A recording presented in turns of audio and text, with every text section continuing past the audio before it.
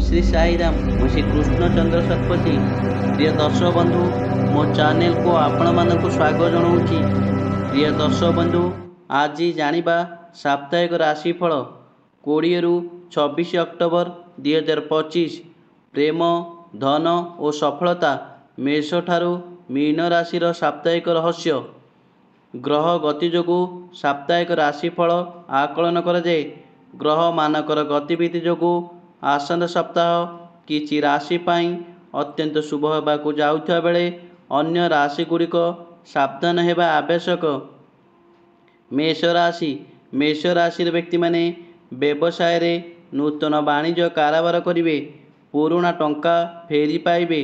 चाकरी करुवा व्यक्ति माने पदोन्नति पाइबे और उच्च अधिकारी संपर्क भल रहिबो। प्रेम और जीवन साथी संपर्क मीठा रहिबो। आपणक स्वास्थ्य मुंडबिंधा किंबा निद्रा समस्या देखा देई पारे। छात्र छात्री माने विद्या क्षेत्र में सफल हेबे। वृष राशि व्यक्ति माने व्यवसाय रे मध्यम धरण लाभ हेबो, किंतु सप्ताह शेष आड़कू भल व्यवसाय हेबो। चाकरी करुवा व्यक्ति माने किछि चाप समस्या देखा देई पारे। सतर्क सह चलिबे। प्रेम और दाम्पत्य जीवन में भूल बुझामणा सृष्टि होई पारे। आपणक स्वास्थ्य गैस और पाचन समस्या देखा देई पारे। छात्र छात्री माने विद्या क्षेत्र में भल रहिबो। मिथुन राशि व्यक्ति माने नूतन व्यवसाय आरंभ करिवे और शुभ पाइबे। चाकरी करुवा व्यक्ति माने आपणकर दक्षता जोगु उच्च प्रशंसित हेबे।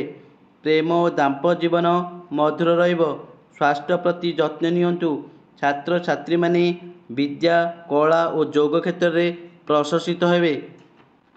कर्कट राशि व्यक्ति माने व्यवसाय और वाणिज्य रे नूतन करिवे और लाभवान हेबे। चाकरी करुवा व्यक्ति माने सहकर्मी सह मिसी काम कले भल फल मिलिबो। दाम्पत्य जीवन और प्रेम जीवन रे शांति और संपर्क बढ़िबो। स्वास्थ्य प्रति आपण जत्नवान रहंतु। छात्र छात्री माने विद्या क्षेत्र में सफल हेबे। सिंह राशि व्यक्ति माने व्यवसाय और वाणिज्य रे सफल हेबे, किंतु टंका देणे नेण रे सतर्क रहिबे। चाकरी क्षेत्र में पदोन्नति और सम्मान मिलिबो। दाम्पत्य जीवन और प्रेम संपर्क सहित समय बितांतु। आपणकर मुंड बिंधा और चक्षु समस्या सामान्य देखा देई पारे। छात्र छात्री माने अध्ययन रे उन्नति और परीक्षा रे शुभ फल पाइबे। कन्या राशि व्यक्ति माने व्यवसाय और वाणिज्य रे सामान्य लाभवान हेबे और सहकर्मी सह किछि मतभेद देखा देई पारे। चाकरी क्षेत्र में आपणकर उपरिष्ठ अधिकारी सह संपर्क मजबूत करंतु। आपणकर दाम्पत्य जीवन और प्रेम जीवन सुखमय हेबो। धीर और नियमित सफलता मिलिबो। तुला राशि व्यक्ति माने व्यवसाय और नूतन वाणिज्य रे लाभवान सह सफल हेबे। चाकरी करुवा व्यक्ति माने प्रशंसा और नूतन दायित्व मिलिबो।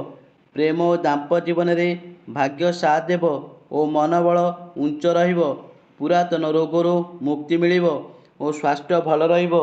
छात्र छात्री माने विद्या क्षेत्र में शुभ फल पाइबे। बिच्छा राशि व्यक्ति माने व्यवसाय और वाणिज्य रे लाभवान और सफल हेबे, किंतु गुप्त शत्रु ठारू सतर्क रहिबे। चाकरी करुवा व्यक्ति माने सफल और प्रशंसित हेबे। प्रेम और दाम्पत्य जीवन में भल रहिबो।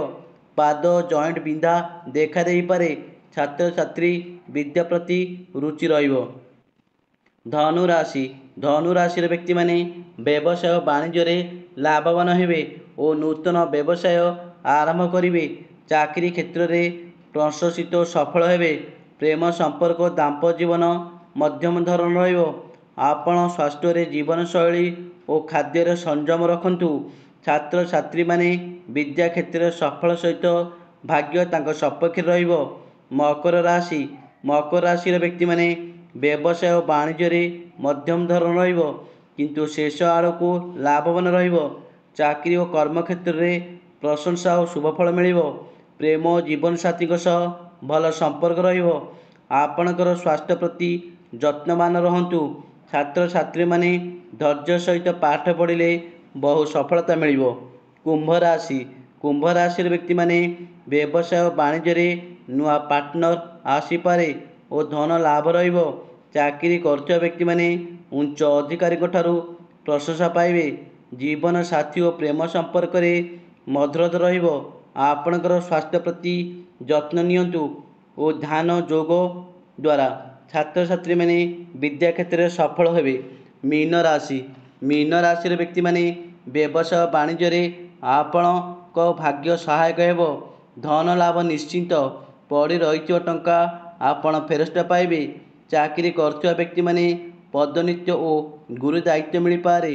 दाम्पत्य और प्रेम जीवन मिठा और शांतिमय रहिबो। स्वास्थ्य आपणकर भल रहिबो किंतु आपण स्वास्थ्य प्रति जत्न नेबे। छात्र छात्री माने आध्यात्मिक और साहित्य अध्ययन में अधिक रुचि रहिबो। जय जगन्नाथ। प्रिय दर्शक बंधु, जदि मो भिडियोटी आपण मानक भल लगुଥାଏ तेबे भिडियो रे लाइक देबे, कमेंट करिवे एवं भिडियोटी को शेयर कर देबे। आउ चैनल को सब्सक्राइब करने को भूलिबे नहीं। जय जगन्नाथ।